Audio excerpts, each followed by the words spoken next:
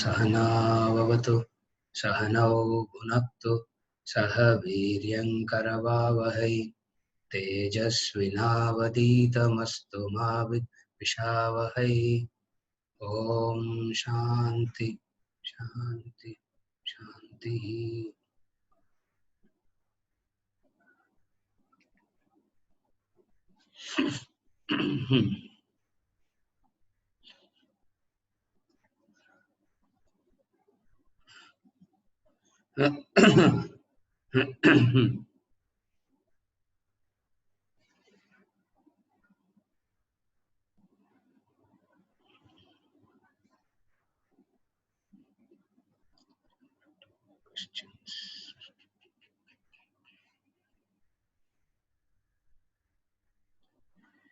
Yeah.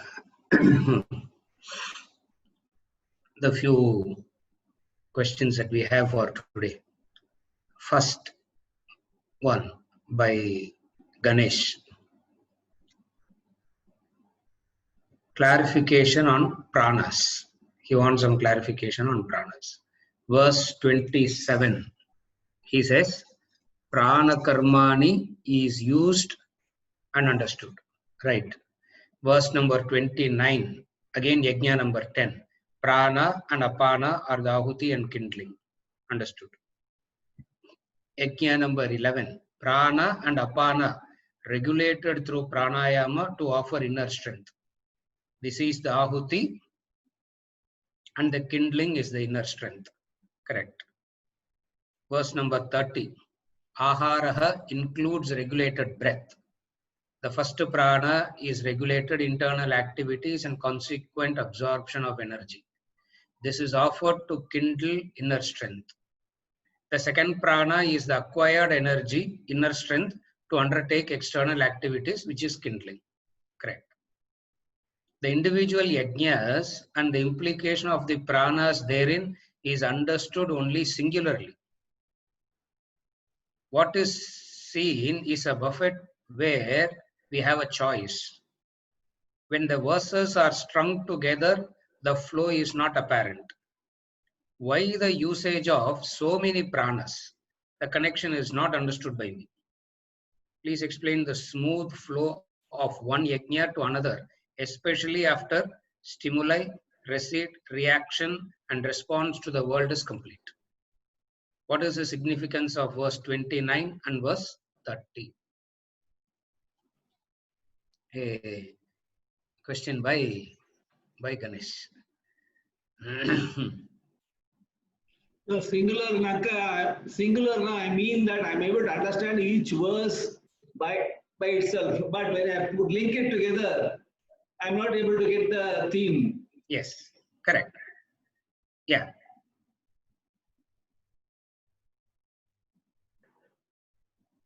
The first one here is the individual yajnas, the yajna being understood individually. Correct.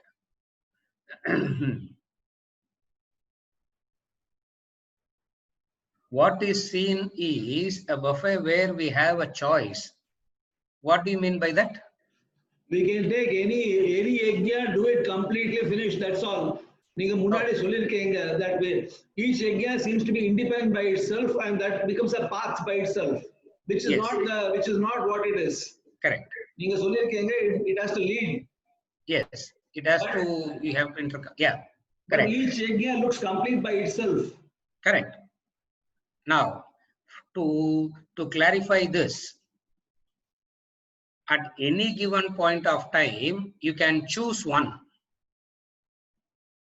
You can choose one, but automatically what happens is one will automatically flow into the other, because you cannot do a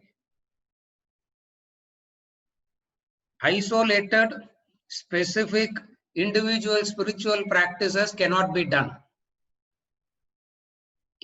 Though there may be a starting point, but eventually all has to flow into a cycle. Only when the cycle gets established, we are doing the we are performing the spiritual sadhana. To put it very simply, what it means is you can do what is known as a target exercise. No, you can do what is known as a target exercise. Now you can focus on your abs, you can focus on your arms, you can focus on your legs, you can do something like a target, but over a period of time, unless everything else also comes into the play, there will not be a complete development. Though for specific reasons you may do a target exercise. Like for example, if some part of it is very weak, you may focus on it for a while. If some part of it is inspiring, now in the context of yajna, what we have to understand is some part of it which is inspiring to you, you can focus on it. When something which is inspiring to you, you can focus on it, but over a period of time, very quickly, one should flow into the other.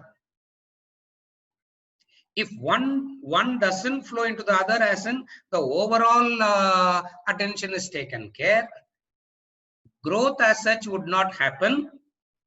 I would become an expert in one particular part. Like for example, as you said, let us say Nama Japa or pilgrimage tour. Now you can be an expert and very specific either in the Nama Japa by itself or the spiritual pilgrimage by itself. Now you can completely focus on one and you can become an expert in that kind of. At the most, what will happen? At the most, what will happen? You'll get stagnated. You will get stuck to that. So what he is saying in this 12 yajnas is, unless the cycle is established,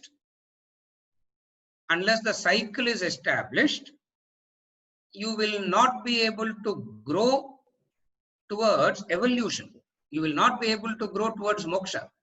Yes, individually you will be able to practice, but growth as such wouldn't happen unless you integrate everything into it.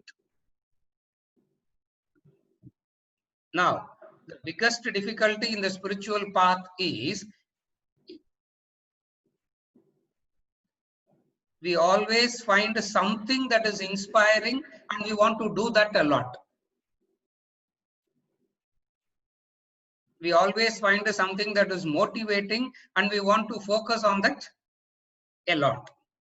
Now, what he is saying here is it doesn't work.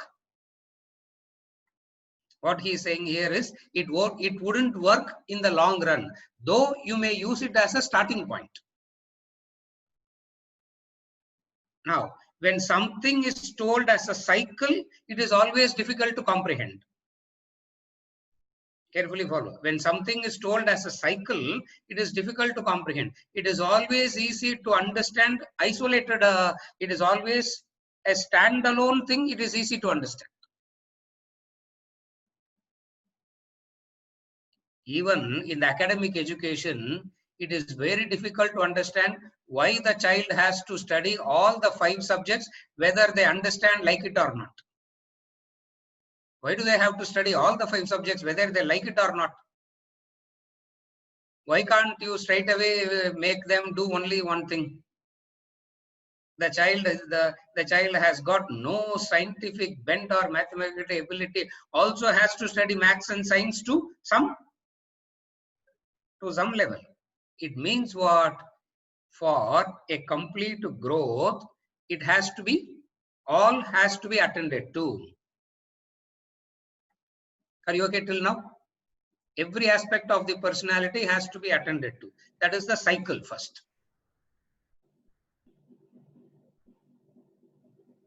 This is as far as the establishing why the cycle is necessary. Now I'll go on to explain the next part of the question. First part, I'm just trying to explain only one part. why it is easy to understand a part? Logically speaking, it is always easy to understand the part, and that part becomes the whole. It is very difficult to get a comprehensive overall picture. It is a bit difficult, but nevertheless, as far as spiritual growth is concerned, you need that. You can't be doing a practice. That is why a single practice cannot really help anybody in any way. Even though people believe, like a person involved in karma yoga will come and say, karma yoga alone is, just do karma yoga, that itself will take care. A person who's doing bhakti yoga will say bhakti itself is enough, that itself will take care. Why bother your head with all these concepts and all that? A person who is stuck to jnana yoga will come and say, don't do that, to do only this. It means what? There is no comprehensive understanding of what spiritual growth means. Definitely there are stages in growth, but you need to attend to all. Though as a starting point, you may choose that which is inspiring you. As a starting point, you may choose that which is motivating you. You can start like that, but nevertheless, all aspects has to be attended to. Nowadays, what they call as, in the modern day terminology, what they call as a holistic development, they say, no. It has to be holistic. I don't know whatever holistic means. What it means is everything has to be taken care of. When everything is taken care of, it becomes, then there is a proper, then you are following a proper spiritual course. Is it okay till now? Yes, sir. Yeah. So we will have to put effort to make it a cycle. Yes. We will have to, or else we get stagnated. Yes. Yes. It's an effort to convert it into a cycle. Otherwise, we are so motivated to do that which something will inspire you first. Over a period of time, what will happen? You will develop a like towards it, you will develop an attachment towards it, and you will start stagnating. Again, I repeat, something will inspire you in the beginning. And then what will happen? You continue to do it, you will develop a like towards it. And then that very like itself that very like itself will stagnate you. Therefore, effort has to be made to convert it into a cycle. Are you okay till now? Yes, sir. Yeah. Now, why so many pranas? That is the next question. Why he talks about pranas in the verse number 27, and again separately why he talks about it in verse number 29 and 30.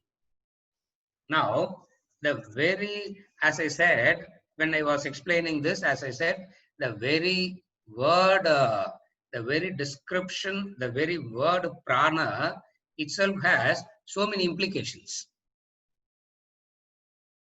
Even though the word is the same, even though the word prana seems to be the same, I'm not saying the meanings changes. I'm not saying the meaning doesn't change. The meaning remains the meaning remains the same only. What it means is the grades, the intensity changes. For example, a person would be inspired to do sense control. Not so much prana control and all. A person would be inspired as a starting point to self-control, but not so much sense control or doing seva and all that. Are you able to follow?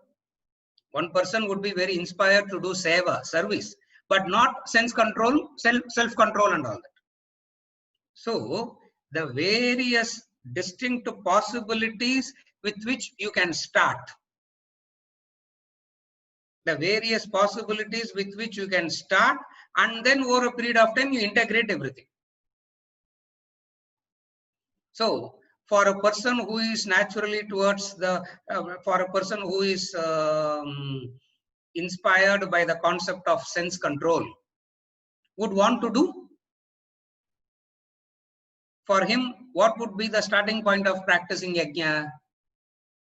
Sense control would be the starting point. Now, not everybody would be interested, inspired by the idea of sense control. Somebody would be triggered, somebody would be motivated by the concept of self-control.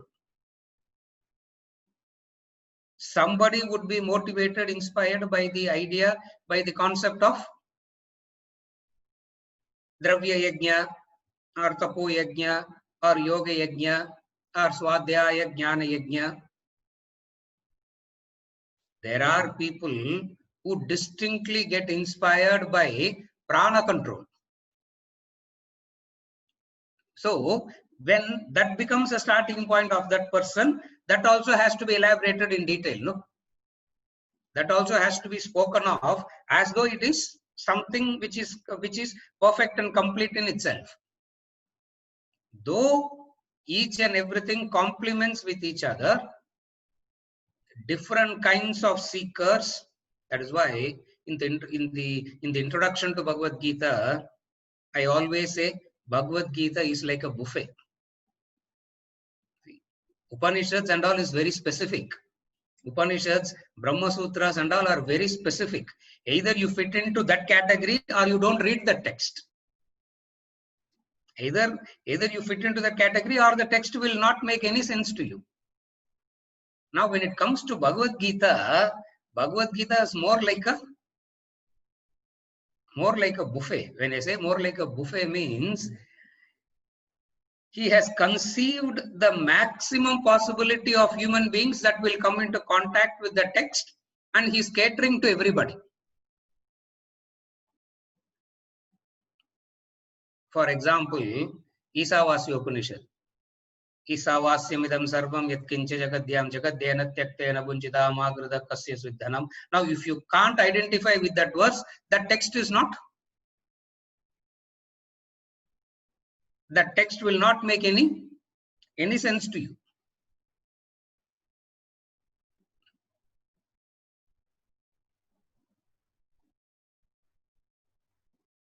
In the Mandukya Upanishad, if you can't identify with the Paravidya and Aparavidya and all that, after that, whatever he speaks in the Mundaka will not make any sense at all. Now, Bhagavad Gita is slightly different. Now, distinct and different from these Upanishads is another book called Brahma Sutra. Now, we don't go anywhere near Brahma Sutra at all. Not that we are not qualified to study or anything. Sutra means short formulas. The entire Upanishadic literature, he has condensed it into 555 formulas. That's why it's called Brahma Sutra. The proper the methodology of analysis, reasoning, logic, and all that. If you want to know, you have to study. You have to study Brahma Sutra. Now, what about a person who is not naturally inclined to that? Brahma Sutra will not help that person. Now, what Krishna has done in Bhagavad Gita is, that's why the first title given to a person, Jagat Guru, is Krishna. Krishnam Vande Jagat Gurum. Why? Because he has taken into account all the very many possibilities that he could conceive of, and he attends to everybody. So there is a very distinct category who will be very inspired by the technique of, who will be inspired very much by the discipline the pranas, discipline them, and all that would be very highly inspiring to them. And that will become the starting point. That will become the starting point for this. for that will become the starting point for them, for that particular person. Are you able to follow till now? Now, what is the proof for saying all this? On what basis I'm making all this assertion is every yajna he says others, apare, others, others, others. This word other is the clue. Now, I may fit into one. I may fit into only one. I will not fit into everything. I will fit into only one. But over a period of time, I need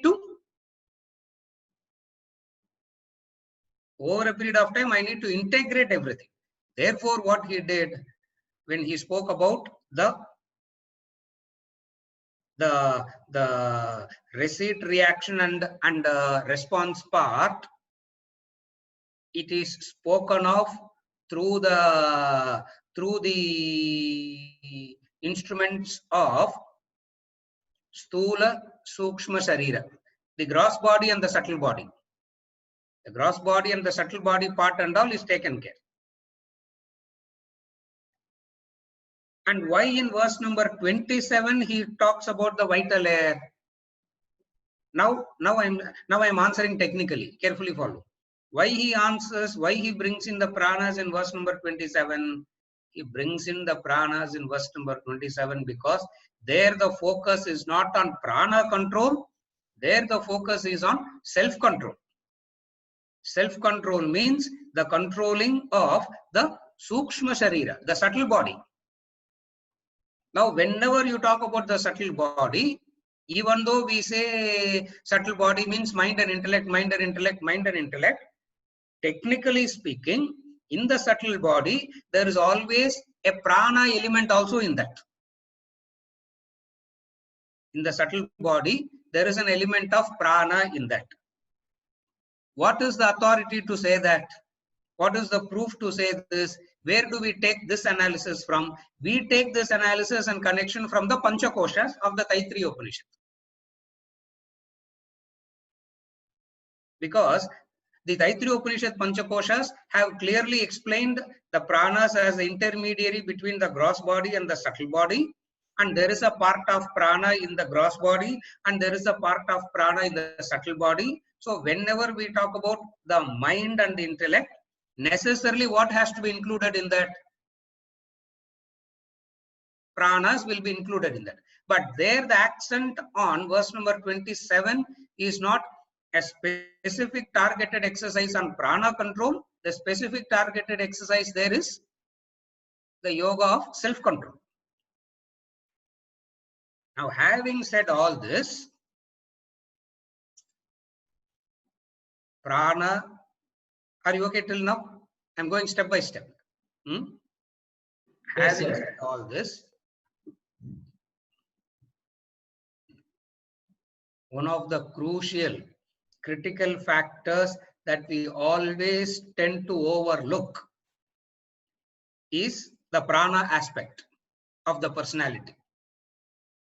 Either we develop something mystical about it, either we will start associating mysticism and siddhi powers and all that associated with prana, or all that discussion looks so weird that we won't even anyway go nearer that discussion. Again, are you able to follow? Again, I repeat. Now, the generally overlooked discipline is the prana control. Why it is the overlooked discipline is because of either whoever talks about prana, they get into it in a very mystical way. When I say mystical way means the siddhi powers and all that. The siddhi powers, chakras, pranic healing, all these kind of things they will get into. For the vast majority, all these looks either it will look very weird or it looks very very இது வந்து இது என்னமோ சரியில்லை sir இந்த பிராணாவை பொறுத்த வரைக்கும். Something is not correct in relation to the discussion about the and they tend to overlook it. Now there is a distinct class of people who actually gets, who for them the starting point of the spiritual pursuit is the prana control. So what he did, how do you know that? How do we say that a targeted practices, the specific practices of prana control and all that is what evolved a fantastic system called Patanjali Ashtanga Yoga. It's a beautiful system by itself. Again, offshoot from Vedanta only. It is not an independent system of Vedanta. Now, what they do is they take this aspect and they go into a detail a lot. Like for example, somebody will take the Bhakti Marga, the Upasana Marga, the Bhakti Marga that is spoken in Vedanta, and they will elaborate it so much, and that itself will look like a complete system. That itself will look like a complete system. Sakshi vandu paakra. That itself will look like a complete system. Another person will take the Karma Yoga thing and they will and go into such a depth and detail. That itself will look like a complete system. Now, what is it in relation to the pranas? That is what is known as the extraordinary system developed, what is known as the Patanjali Ashtanga Yoga. 8 limbs of yoga. Now, Krishna indirectly referring to that, and he is saying that is also that can also be used as a starting point. That can also be used as a starting point. That is why he talks about prana into apana, apana into prana, and this prana and apana itself will bring about a vitality, and that vitality will manifest as external actions. Now all this will not be written in the book, and even I will also not discuss all this because it's a complete, I won't say digression. Now, since we do not know anything about the Ashtanga Yoga, or we have such a misunderstanding, mystical understanding, it will take 1 year to discuss that itself separately. So what we do is we tend to sidetrack referring that and simply talk about it as an independent practice. Are you able to follow till now? Is it okay till now? Now Krishna, what he does is, just as he takes the path of karma and elaborates it, just as they take the path of bhakti and elaborates it, and he gives the highest knowledge first, he also takes into account the people who necessarily, for them, what will be the starting point is what is known as the Ashtanga Yoga.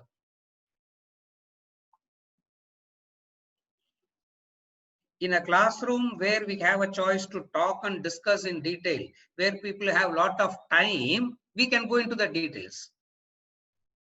See, like what I'm saying now, I didn't even say it when we were discussing the 12 yajnas. Since somebody has thought about it and specifically asking after 3 weeks, I'm bringing in that extra factor now to explain. Otherwise, I will not.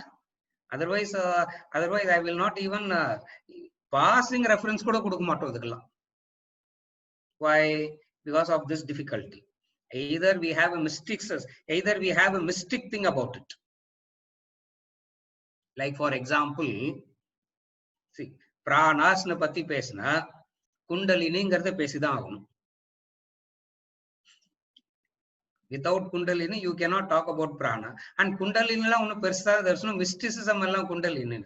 Kundalini means the coiled power. Kundala means coiled power. Coil means what? Potential, no? Coil na enartham, like a spring. It has a lot of potential in it. Every kosha has its own potential. Carefully follow. Annamaya kosha has its own potential, and when you tap that potential of Annamaya kosha, you have tapped the Kundalini of Annamaya kosha. What is the Kundali of Annamaya kosha? Where you can walk 20 kilometers, where you can't even walk 2 kilometers.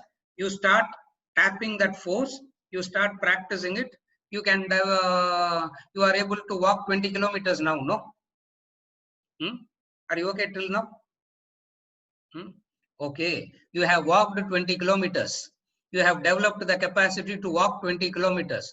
Moksha vandurtadnala. You develop a power, you develop a capacity. Similarly, when you do this, when you tap the potential of Pranamaya kosha, you develop some potential, whatever be that potential is, which is what they call as Ashtama Siddhis, the eight Siddhi powers. Okay, you get all that, but all that will not get you moksha. Using that, you know how to use it and make money at the most. That's all. All the healers, what do? They develop some. Most of the people today, they don't have this capacity at all. Today, it's all fake and 100 on 100. It is fake and fraud today. Why? That I would say categorically 110%. You may think you are very authority, and you may think also, but the truth is that system today doesn't. That system today is gone. When I say gone, means impossible to find an authentic. Impossible to find an authentic guru who can teach you this. You don't find. In the Mari Vedanta class, Madri, interest illa the interest alla undu pannila solli kodukka mudiyadhu. See here, even if you don't have an interest, we can bring about an interest and put you into all that. Now that cannot be done there. The guru will keep you next to him. The guru will keep you next to him. You can't do it all by yourself. In the spiritual path, you can't do it by yourself. Today, one of the biggest mistakes is people think they can do it by self-help. Yeah, the self-help section a bookstore you should burn that section. For how can you learn anything by yourself? You need a person. Now, especially when it comes to anything like this, anything. Now, so what would happen in this Patanjali system is the guru will keep you next. Keep you next. He will not be teaching you anything. Chuma labor work the whole day. For a few weeks, for a few months, sometimes for a few years also, the guru will ask you to do labor work. As you are doing the labor work, he will observe you. He will observe your breathing pattern. He will observe your breathing pattern and then devise a system and he will give it to you. Apare, others. Why he says others is because that is also a path for moksha, and extraordinary men have come out of that system also. Now what Krishna does in Bhagavad Gita, as I said, he is a buffet and Radhanala. He doesn't have a problem of supporting any one particular system and disproving others as wrong. Krishna is not doing that. He is saying, "Ivvalo path irukudhu. Ennalla spiritual path irukudho, adalla I will string it and give it to you. Sutre manigana iva. What are all the available paths are there? I will string it and I will connect it and give it to you.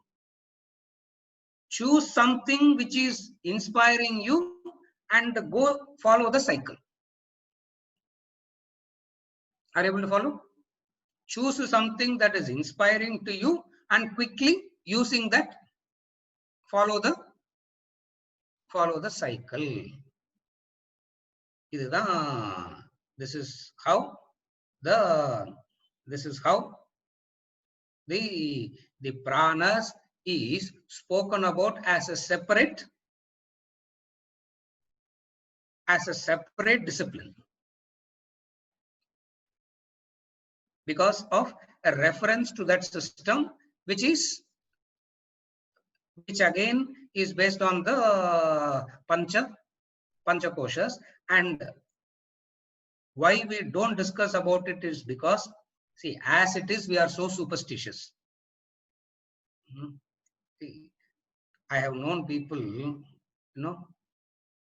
after 30-40 years of Vedanta also, they will still go and believe in all these things, and they do this also. They will believe in the chakra, they will believe in the Meru, they will believe in something. Now and they will believe in all sorts of weird things, and anybody whose nose and ears and mouth are all plugged and the machine is kept and the machine reading comes out well, they'll say, wow, what a great person who has lot of power.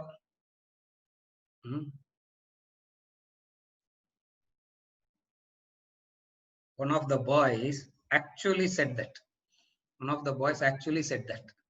Ganesh, you know that boy also. One of the boys actually said that. He thought, see, previously, இப்போ சிஸ்டமே வந்துருது, அதனால சிஸ்டத்திலே டைத்தை பார்த்துக்கலாம். Previously, where there was no machine, we are using a machine, we used to have a clock separately. That fellow doesn't know that it is a clock. That guy didn't know that it is a clock. He genuinely thought that it is some mystical thing that is kept there and energies are coming from that. After 8 years of listening to classes, not the first day in the session, not the second day in the session, after 8 years of listening, that fellow told me that. That day I told him, stop attending the classes. I said, don't come for my class. You go to anybody Vedanta class. You please go, but you are not coming for my class. I said, why? I can't handle this kind of. You keep something in front, and see, he actually thought some power is coming out of that to me, and using that power I am talking. And quite a few times he came for some personal advices, and quite a few things I said to him, which he thought nobody knew about it except himself only. 2 + 2 = 4 னு சொல்றது ஒண்ணு சித்தி powers எல்லாம் வேண்டாம் இல்லையா? sheer logic and reason and understanding is enough. That fellow.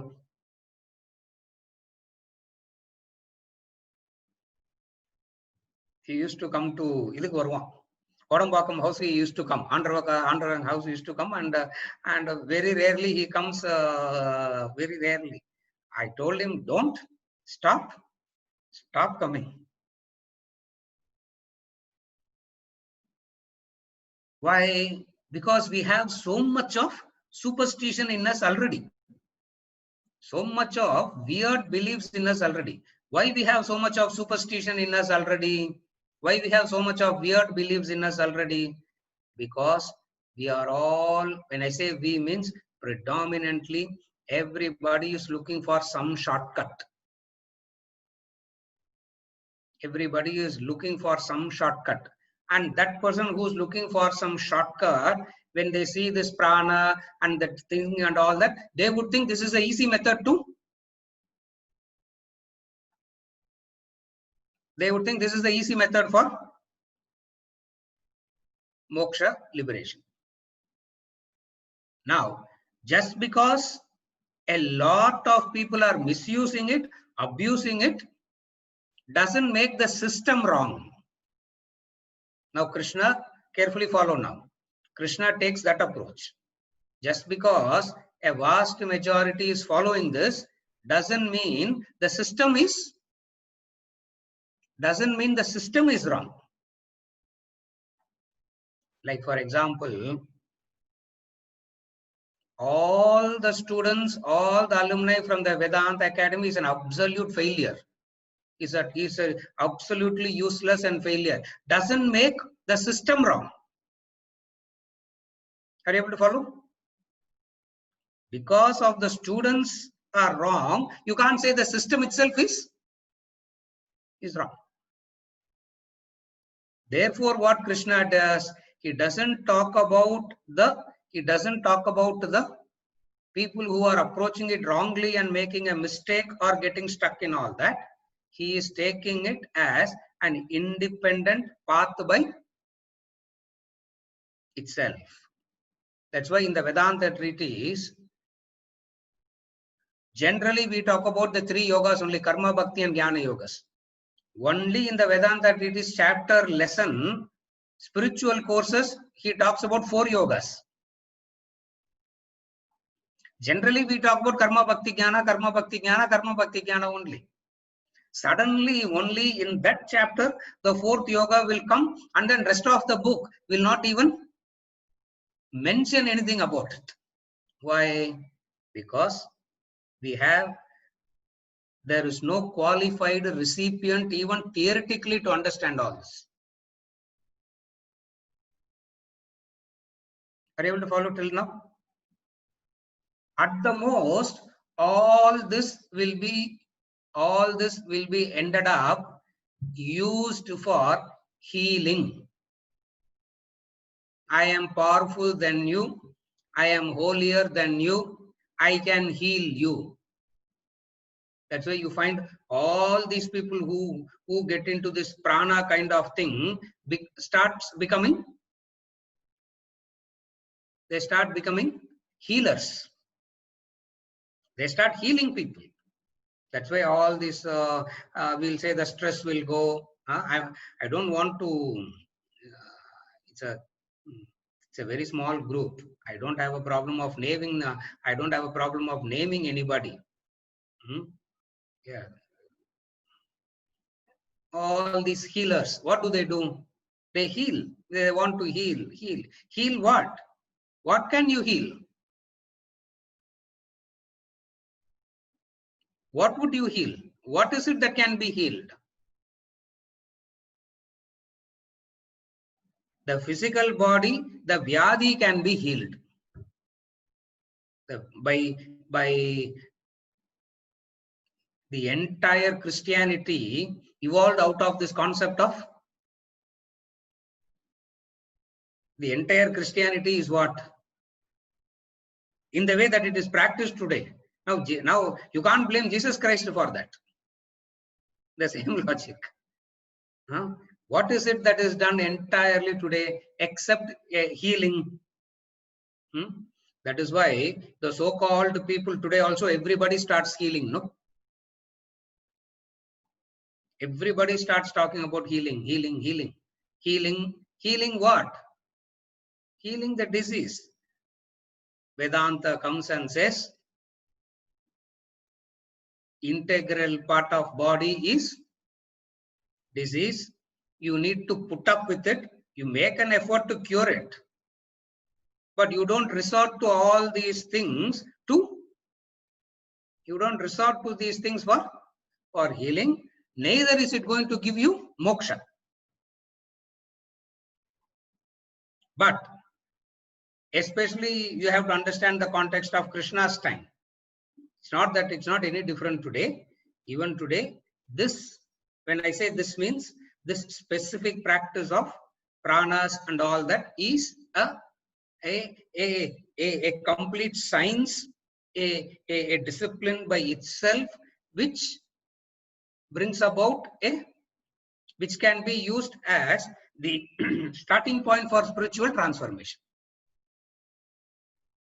Are you okay till now? Now I will move into the verse now. That is why in the cycle of receipt, reaction and response, in verse number 27, he spoke about it because of the Sukshma Sharira. Now in 29 and 30, He's talking about it in the context of the Panchakoshas, taking that separately and talking. Why they take separately? Because it always sticks out separately. The way in which karma, bhakti, and jnanam blend with each other, this prana, this Ashtanga yoga doesn't blend. When we say doesn't blend, means it blends. At the same time, it is something slightly different also. When I say it blends at the same time slightly different, means you need to have a very weird proportion of tamas and sattva. Unless you have a very weird proportion of tamas and sattva, this will not appeal. When I say this will not appeal, means this will not be a path for your transformation. This will not be a path for your transformation. Are you okay till now? Therefore, what he does, he takes this prana and apana as a separate practice. Separate means referring to the this also can be used as a separate thing. See, again in this also, some would pay attention to inhalation, some would pay attention to exhalation. Idile rendu category irukku. There are people who pays a lot of attention to inhalation part. Again in this, in the group na, whoever has taken to this path again can be divided into two. So he is catering to that also, because they are the two fundamental categories. The prana to apana and the apana to prana. Meaning A section focuses on inhalation and evolve. A section focuses on exhalation and evolve. Now you may ask how that will help you to evolve. The logic is, when the pranas are attended to, there is, because of its having the control, because of its being the intermediary between the gross body and the subtle body, it brings about a discipline to the gross body and the subtle body, and the very discipline itself will wake up the dormant intellect. The very discipline itself will wake up that intellect, and that person has to come to the jnanam, and moksha happens.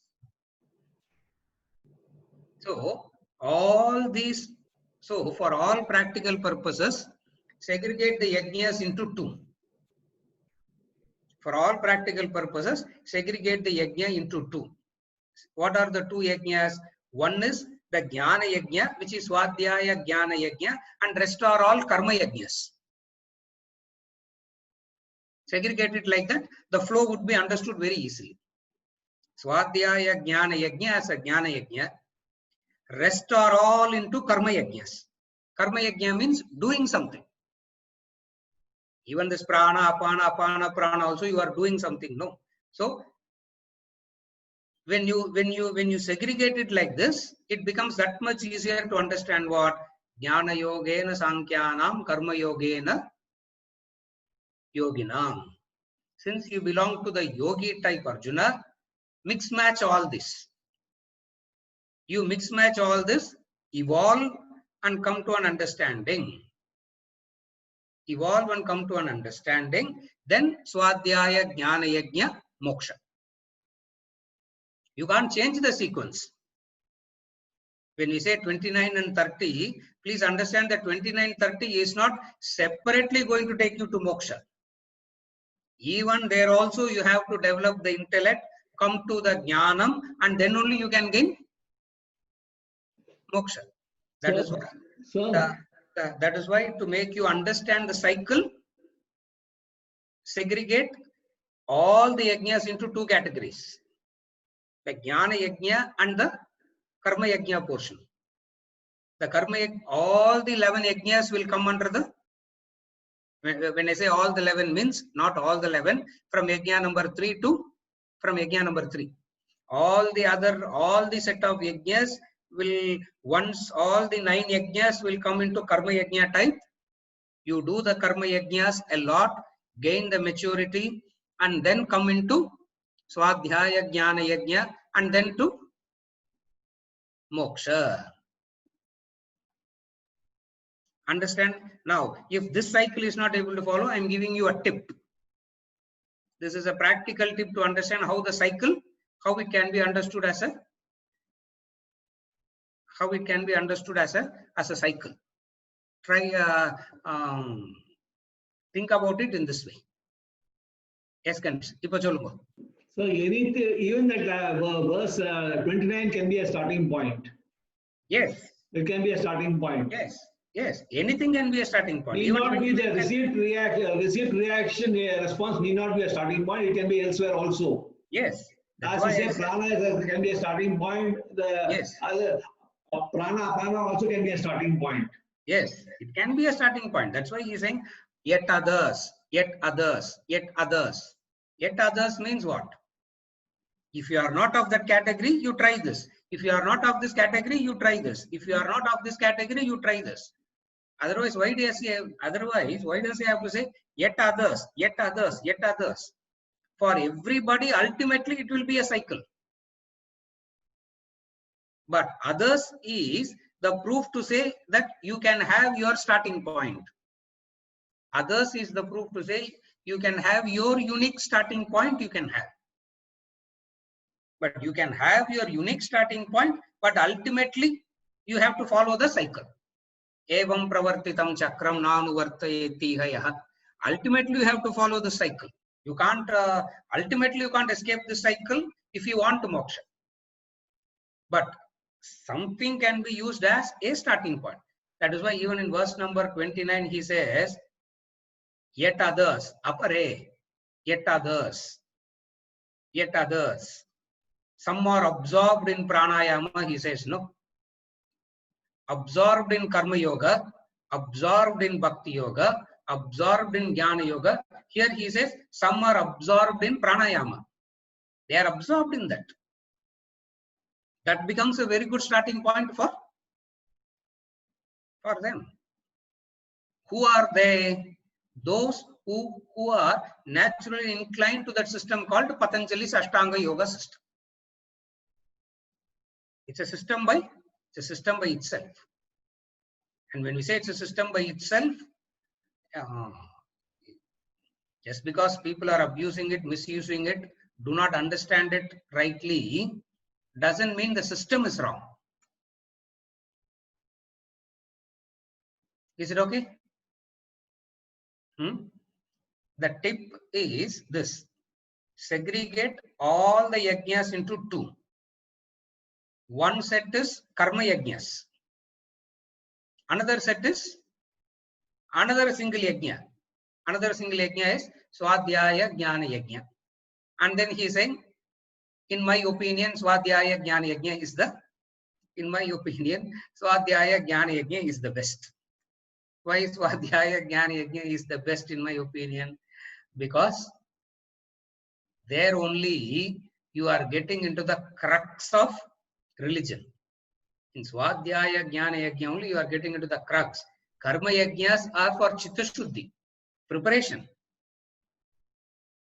Without preparation, carefully follow, without preparation, swadhyaya jnana yajna will be a mere intellectual exercise. Logic and reason will be very appealing. No transformation will happen. That is why those who are, that is why this part of Vedanta, which is Advaita, has become so popular amongst the intellectuals, amongst the philosophers. Not all of them have attained moksha. None of them are anyway closer to moksha. But why? Because they don't do the chitta shuddhi part. They don't do the purification part. Why they don't do the purification part? Because it is so easy to, the very analysis, the very logic, the very reasoning itself is so captivating. For example, sir, ultimately attitude only matters, no? I have all the attitude, sir, and no action is done. Krishna says, Mityacharasya uchyate, you are a hypocrite. The proof of it is in the action. The proof of it is in the action. I have all the intention to be charitable, but will not do any charity. Because ultimately it's only intention that matters. No, it means you have not understood even the karma part very clearly. There is a benefit of manasam karma, vachikam karma and kayakam karma. And only in kayakam karma, the benefit of all the three is combined. It means the person would be actually motivated to do it, would be factually motivated to actually do it. A person who doesn't understand all these intricacies would be very satisfied with knowing what? Oh, ultimately what matters is attitude. No, actions are gross only. Anyway, actions are mechanical. Actions are gross. You don't have to do anything in relation to action. Simply develop the attitude and stay quiet. You can't stay quiet also. Why? Because your vasanas will push you into the world, will drive you into the world. So neither am I following my vasanas properly, nor am I evolving spiritually also. Are you able to follow the mistake? Now, Krishna as a person in the Gita, Krishna as a guru in the Gita is very, very clear. At least he is clear. Whether the disciples are clear or not, we don't know. He is very clear. Therefore, what he does, all these are karma yajnas. This karma yajnas is meant for inner purification. That inner purification will lead you to the inquiry of who am I, and this will take you to moksha. The sequence should be very, we have to be extremely clear in this. We have to be extremely clear in the sequence. Then only you will know the importance of action also. Then only you will know the importance of action and do the action also. Otherwise, action is not done, or action is done with a lot of attachment. Either action will not be done at all because it's only attitude that matters. No. So I have all the attitude and not do anything at all. And what will I do? Continue my own selfish ways.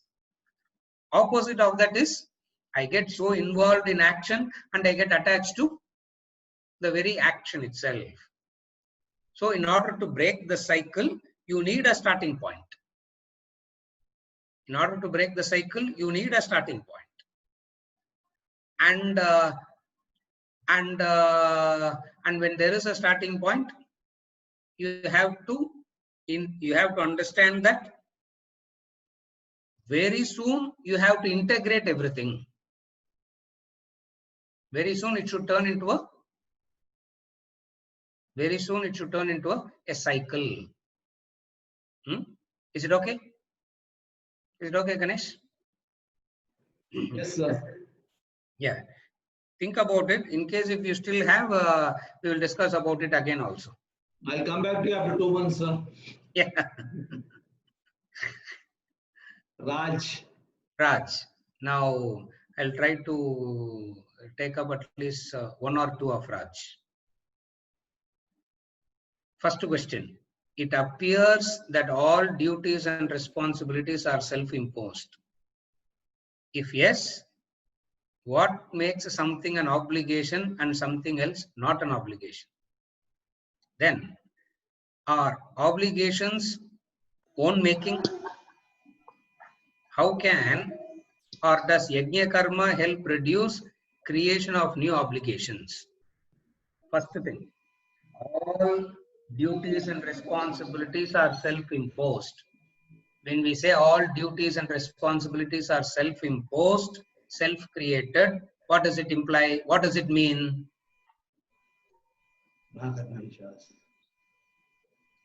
Because of my own past, ignorant past, I have been taking a lot. The fact that I have taken a lot has created so much of karmas for me, and those karmas have to be exhausted. And if those karmas are not exhausted, even the knowledge that I have will not. I may have all the theoretical knowledge, but because of the karmas not exhausted, that karmas will be blocking the very transformation itself. Therefore, what do I need to do? I need to ensure that my karmas are exhausted. Are you able to follow? Therefore, this is the law of karma. Unless those karmas are exhausted, the knowledge will not. You may have all the knowledge, you may be very sincere and dedicated, but no transformation. You can't say gain more knowledge, no. You can't say read one more book. You can't say, okay, Puri, read Brahma Sutra, you can't say. Or you can't say read Panchadashi. You can't say read Viveka Chudamani. You can't say read Yoga Vasishta. We can't say that. Therefore, what does it mean? So something is blocking. What is it that is blocking? Your own karmas are blocking. And since your own karmas are blocking, you need to exhaust those karmas. How do you exhaust those karmas? By performing karma yoga. In that sense, it is called self. In that sense, it is called self-created. Are you okay? In another context, we talk about all obligations as self-created as in attachment.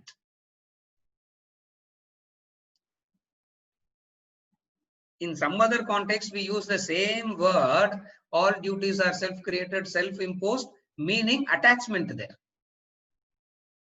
Now, I am distinguishing between the two.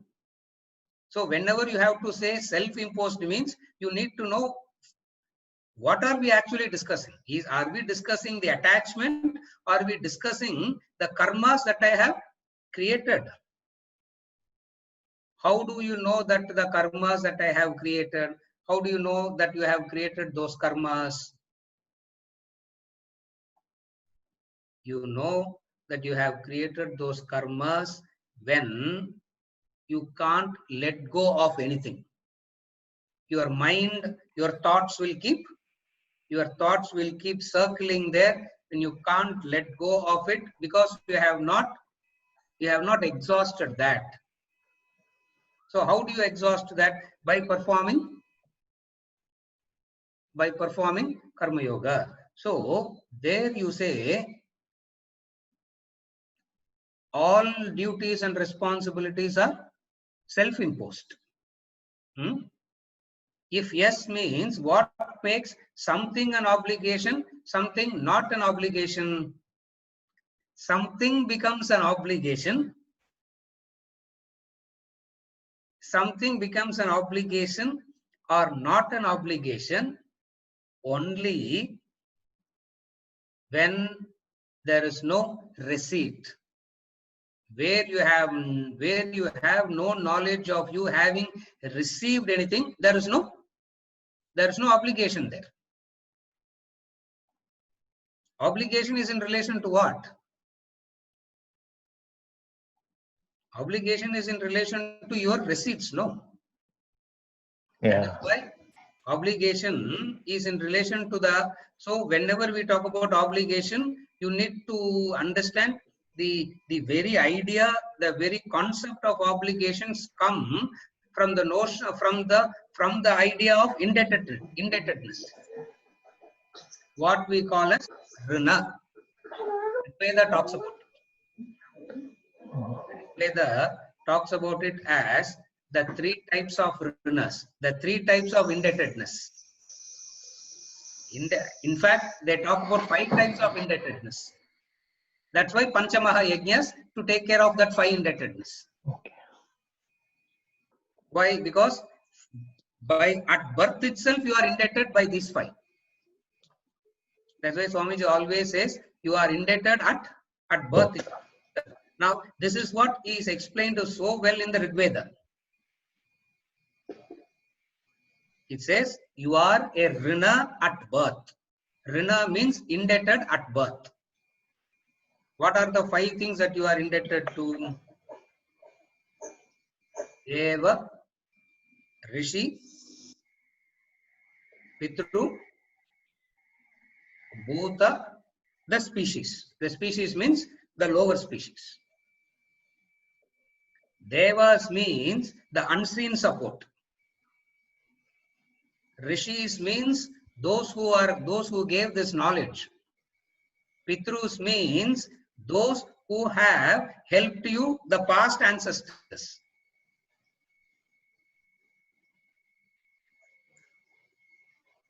For Einstein, the Pitru is Newton. For Newton, the Pitru is somebody else. Are you able to see the connection? So Pitrus. 4th is the current. The 5th one is the species. Whenever we say the species, it means the lower species. You are indebted to all these 5 from when? From birth. At birth itself. Matru Devo Bhava, Pitru Devo Bhava, and the 4th category la vandru.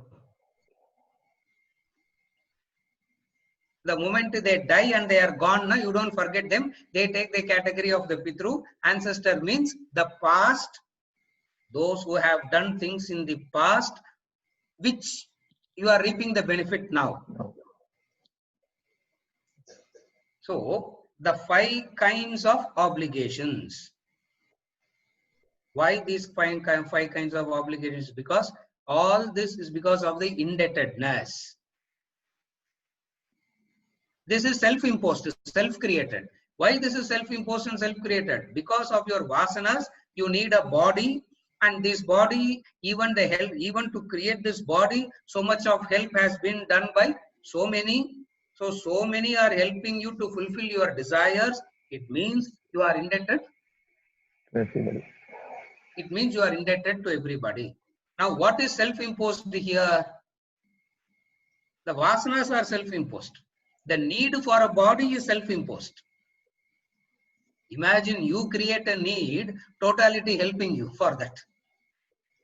You create a need out of your ignorance, the divine grace is helping you to fulfill that. Now what you should do? You should have a sense of Gratitude. A sense of gratitude. In this, the distinction between this phone goes off every 30 seconds, so I have to keep on touching to open it to see the question. If yes, what makes something an obligation and Something else not. something not as an obligation? There is no such thing as something not as an obligation at all. Everything is an Obligation. all the actions is obligatory only. So there is no such thing as segregating the obligation versus non-obligation. If you understand it like this, then everything becomes clear. Then are obligations own making? Yes, it is your own making. See, now the problem that we have today is we have a very narrow understanding of obligation. The very narrow understanding of obligation is in relation to father, mother, husband, wife, children, family. At the most, the welfare association. Adhik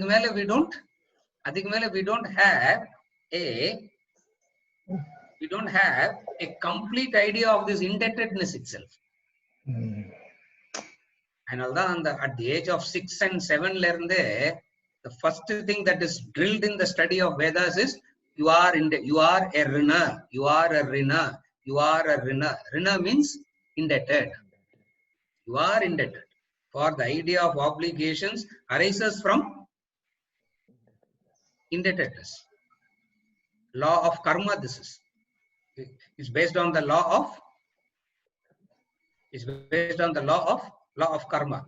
Therefore, what happens is Even if you have a lot of knowledge and understanding, but still there is no transformation. Why? Because something that is pending, and that pending has to be exhausted. That's why what Vedanta has done is beautiful method. As you gain this knowledge and understanding, the very same knowledge and understanding teaches you how to exhaust that also. It teaches there is an obligation, and it teaches exhaust that, and then there is a, and then whatever knowledge is there, it sinks. Are you okay till now, Raj? Yeah, yes, sir. Yes, Yeah. yes. Therefore, now to answer the first question, rest of the questions I'll take up in the next session. Yes, To yes, answer the first question, how can or does Yajna Karma help reduce creation of new obligations? Yajna Karma, as in the very word Yajna Karma abdinale, it reduces the karma. It is the Swadhyaya Jnana Yajna Karma that will prevent you from creating new obligations. That's why I said the divide it into two yajnas. I said, Yeah. no. One is the karma yajna, and another is the Swadhyaya Jnana Yajna. Now the karma yajnas will help you to exhaust the karmas. If you don't gain this knowledge, what will happen? As you are repaying one loan, you will go and take another loan. Another.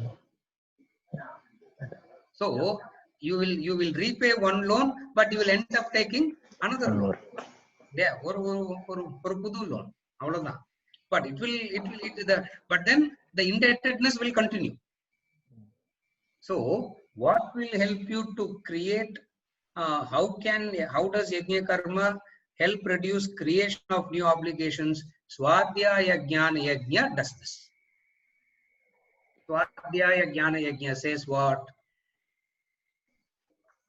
Exhaust these karmas, no more punarjanma.